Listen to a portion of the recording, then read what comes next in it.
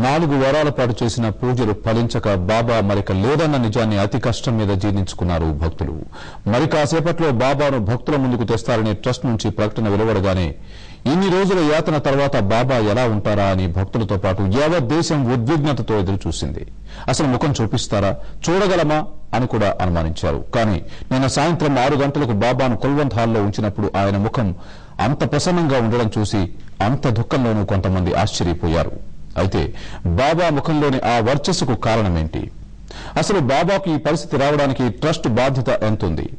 ఈ ప్రశ్నలకు సమాధానమే మీరు చూడబోయే ఈ రిపోర్ట్.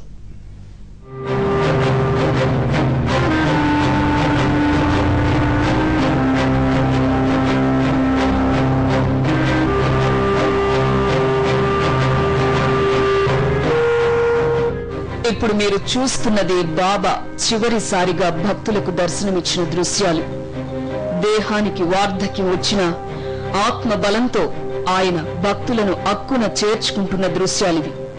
భక్తికి భగవంతుడికి వయసు లేకపోయినా శరీరం మాత్రం మీద పడిన వయసును ప్రతిబింబిస్తూ ఉంటుంది.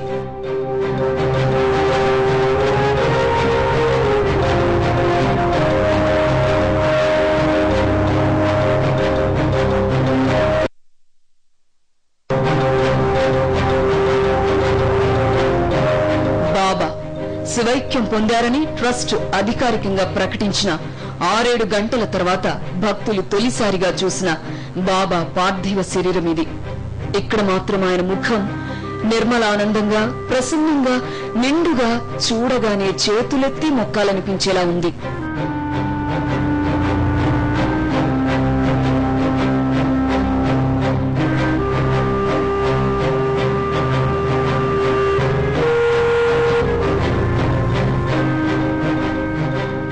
ఇప్పుడు ఈ 2 దృశ్యాలను పక్క పక్కనే చూస్తే తేడా మీకే అర్థమవుతుంది.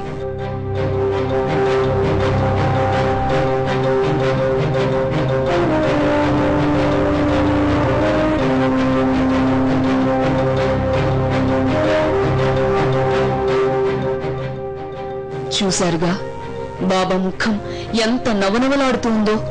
బాబా అప్పటికే 4 వారాలుగా మృత్యు ముఖంలోనే ఉన్నారు. కిడ్నీ, లివర్ పూర్తిగా పాడై హార్ట్ బీట్, బ్లడ్ ప్రెషర్ పడిపోయి లేవడం కాదు కదా, కాలు చేయి కూడా కదపలేని స్థితిలో వెంటిలేటర్ తో పాటు ఇతరత్ర మెడికల్ సపోర్ట్ సిస్టమ్ తోనే ఈ 4 వారాలు గడిచింది. బాబా ఆసుపత్రిలో చేరేటప్పటికే ఆయన ముఖం, ఎడమవైపు శరీర భాగాలు పూర్తిగా దెబ్బతినున్నాయి. ఇలాంటి స్థితిలో స్వర్గస్థులైన వ్యక్తులు ఎవరి ముఖమైనా ఎలా ఉంటుంది? నిజంగా బాబా ముఖం అలా ఉంటే ఆయన భక్తులు చూసి తట్టుకోగలరా?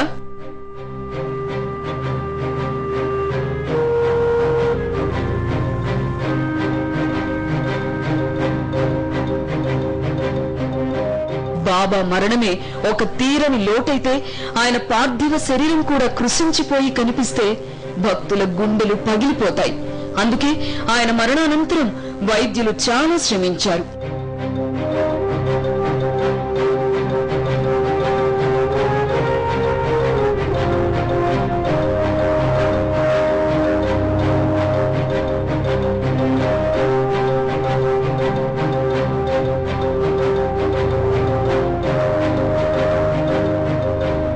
ఇంతకీ వైద్యులేం చేశారు? బాబా ముఖం మళ్లీ ఇంత ప్రసన్నంగా ఎలా మారింది? మరణించిన తర్వాత తిరిగి ఆ ముఖంలోకి జీవ కళ తేవడం సాధ్యమేనా? దీనికి డాక్టర్లు చెప్పే సమాధానం అవునని. ఓ ప్రముఖ ప్లాస్టిక్ సర్జన్ ఆధ్వర్యంలో జరిగిన ఎంబామింగ్ అండ్ గ్రూమింగ్ ప్రక్రియ ద్వారా మళ్లీ బాబా ముఖాన్ని భక్తులు చూసి తట్టుకోగలిగేలా తీర్చిదిద్దారు.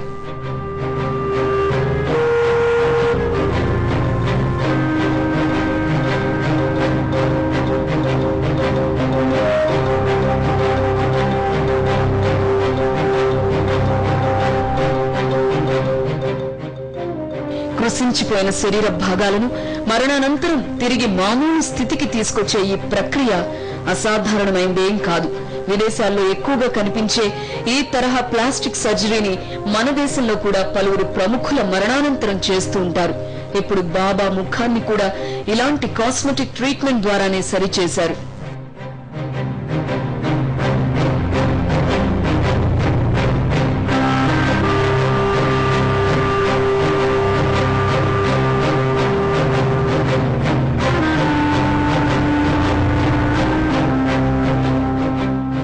నిజానికి బాబా ఉదయం 7:30కు పరమపదించినట్టు డాక్టర్లు ధృవీకరించగా ముఖ్యమంత్రి గవర్నర్లు మధ్యాహ్నం 12 గంటల ప్రాంతంలో ఆయన పార్థివ శరీరాన్ని చూడడానికి వెళ్లారు.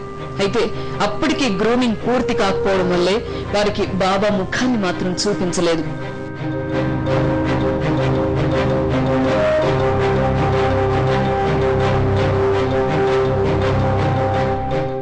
సీఎం గవర్నర్ వెళ్లాకే డాక్టర్లు దాదాపు 3 గంటలు శ్రమించి బాబా ముఖాన్ని ఇప్పుడు మనం చూస్తున్న విధంగా మార్చారు. ఏ ప్రయత్నమే జరగకపోయుంటే బాబాను చూడడం భక్తులకు మరింత బాధాకరమైన అనుభవంగా మిగిలేది. పూర్తిగా కృశించిపోయిన ఆయన ముఖాన్ని చూసి భక్తులు అస్సలు తట్టుకోలేకపోయేవారు.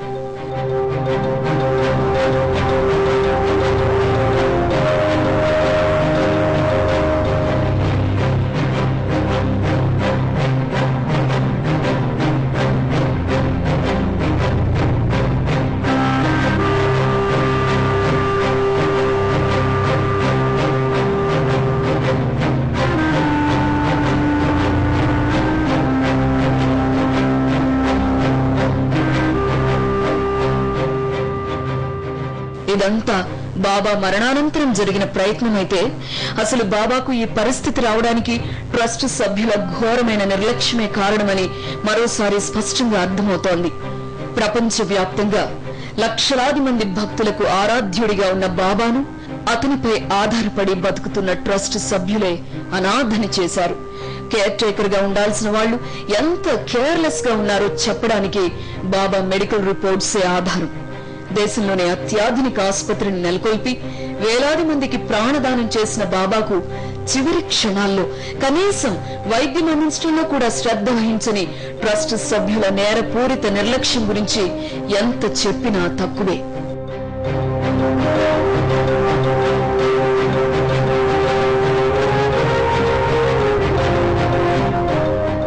ఇరవై 28వ తేదీ బాబా ఆసుపత్రిలో చేరిన రోజు.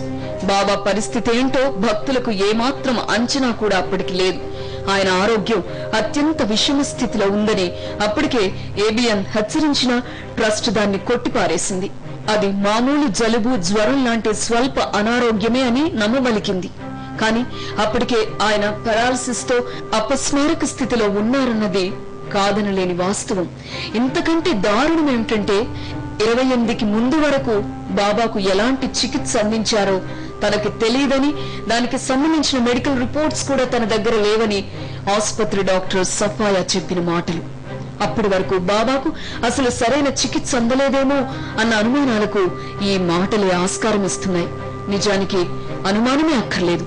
తన దేహంపై తనకు ఏమాత్రం మమకారం లేని బాబాను కంటికి రెప్పలా కాపాడుకోవాల్సిన ట్రస్ట్ సభ్యులు ఆయన ఎంతగా నిర్లక్ష్యం చేశారో చెప్పడానికి తిరుగులేని ఆధారాలే ఉన్నాయి.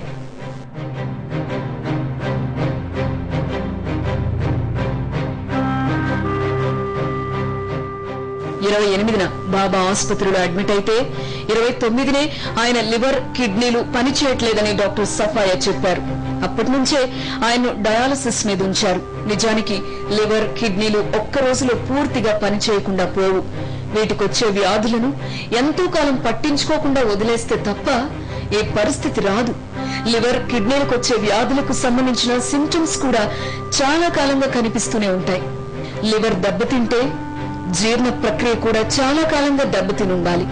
కిడ్నీలకు కలిగే అనారోగ్యం ప్రభావం ఆయన ఎంతో కాలంగా అనుభవిస్తూ ఉండాలి. బాబా కేర్ టేకర్లు వీటికి ఏమాత్రం సకాలంలో స్పందించకపోవడం వల్లే చివరికి బాబాను కాపాడుకోలేని పరిస్థితుల్లో ఆసుపత్రిలో చేర్పించాల్సి వచ్చింది. బాబాను కాపాడుకోవడానికి వేలాది మంది చేసిన ప్రార్థనలు కూడా ట్రస్ట్ సభ్యుల అశ్రద్ధ కారణంగా వృధాగా మారాయి. ఆసుపత్రిలో బాబాను డాక్టర్ సఫాయా తప్ప మరెవరూ చూడకుండా ట్రస్ట్ అడ్డుకుందంటే ఎంత దయనీయ పరిస్థితిలో ఆయన ఆసుపత్రిలో చేర్పించుంటారో అర్థం చేసుకోవచ్చు.